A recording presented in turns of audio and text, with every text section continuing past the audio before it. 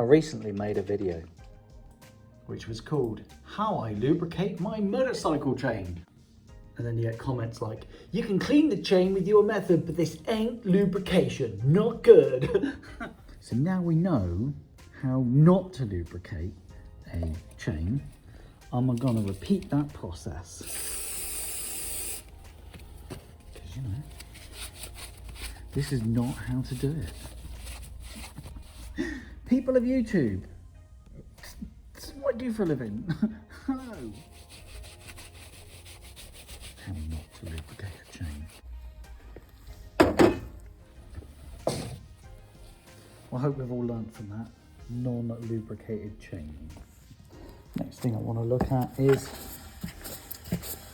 which all seems fine, but I know that caliper's a little bit grabby. And you can hear it. So you can hear the friction. So I'll just take these calipers off and just give everything a bit of a clean.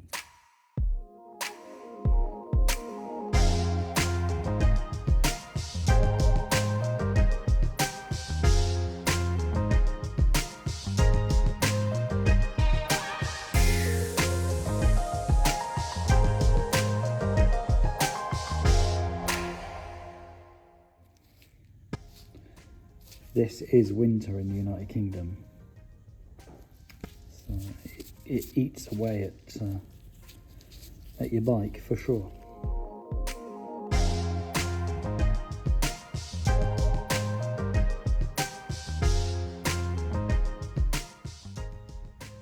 And after all that scrubbing, all that tidying, I think I deserve a cup of tea. And now I'll rebuild the caliper. It's not the worst job in the world, spring in. Let's get that in there. That's it in through the top. Lock it in. Let's get those pads back in. This one decides it's lost. It's pretty much same again. Bend the little nibs over. I mean, this bike's going straight back on the road. Straight back into winter roads. All right, pads back in. And then caliper back on.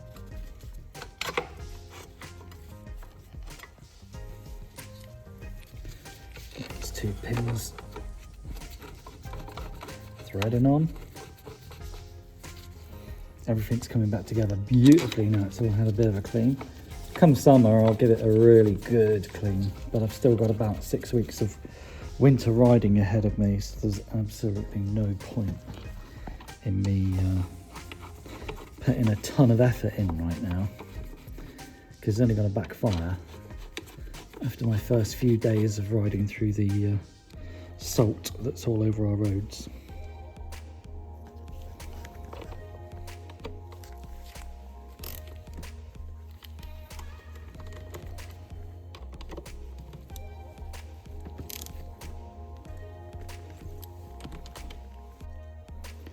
Never forget to pump your front brake lever, just to push the pistons out.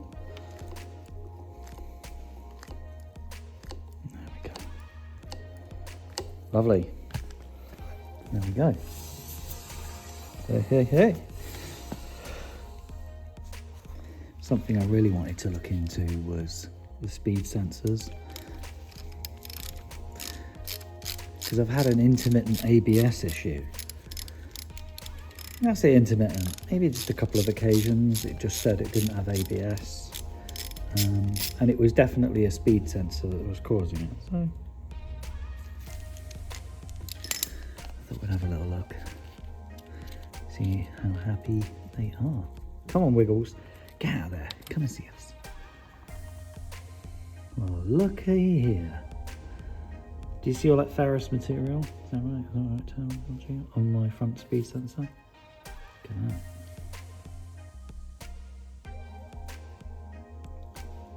Oh yeah. Yikes. I wasn't expecting to see anything on it apart from a bit of dirt. But look at what we got. Now this is a Hall sensor. What's all that material? This is a Hall sensor, so it's detecting, or it's supposed to detect, some gaps. I'll show you. So the sensor detects the gaps on this ABS ring. Now how's it supposed to do that when it's absolutely covered in metal?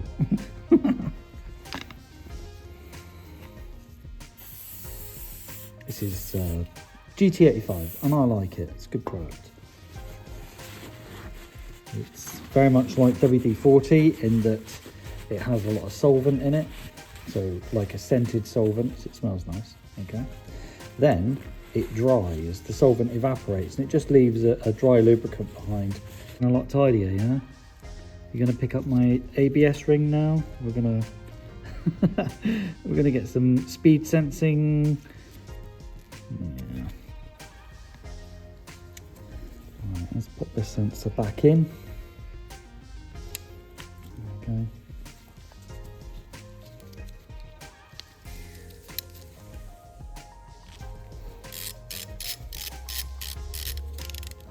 That's crazy. That's the first time I've ever seen that ferrous material on a speed sensor. The lunacy of it. Actually looking pretty good. Oh, looks like new.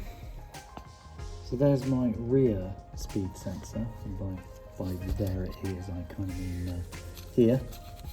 So I'm going to undo that and we're going to have a look at the rear speed sensor. Please excuse my unlubricated chain, according to the commenter. Honestly, these people know everything. Right, let's pop the sensor out. Here we go. Do we have the same? A little, just a little. I'll give it a clean.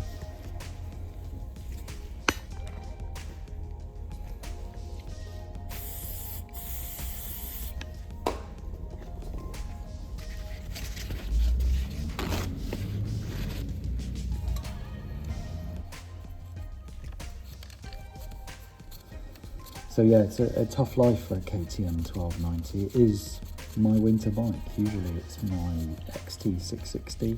And I just decided that I'm enjoying this motorcycle so much, I'll make it my winter bike.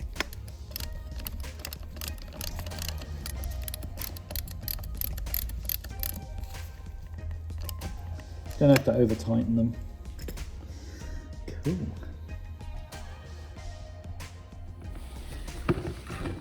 Just finished this side and on to the next video.